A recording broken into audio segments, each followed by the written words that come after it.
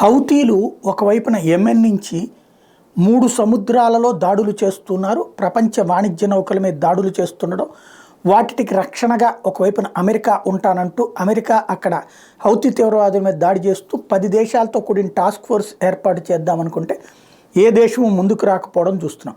European union తరపున ఒక సైన్యాన్ని ప్రిపేర్ చేసుకున్నారు. భారత్ సొంతగా చేసుకుంటుంది తప్పించి అమెరికా జట్టులో చేరలేదు. ఈ విషయం చూస్తున్నాం. అయితే బ్రిటన్ మాత్రం చేరింది.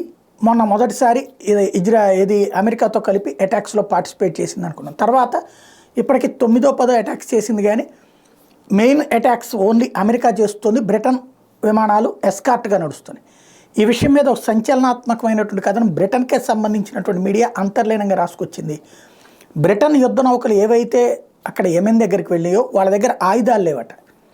అవి ఒక రకంగా సర్వైలెన్స్ వార్ వెహికల్స్ అట, లేదా లాంగ్ రేంజ్ వార్కి సరిపడేటటువంటి కెపాసిటీస్ ఉన్నటువంటి టార్పెడోల్ లాంటి ఉన్నటువంటి తప్పించి రెగ్యులర్ వార్ వెపన్స్ అయినటువంటి యుద్ధ విమానాలతో దాడులు చేయించడానికి లేకపోతే మిస్సైల్స్తో అటాక్ చేయించేటంతటి సీను ఆ షిప్స్కి లేదట.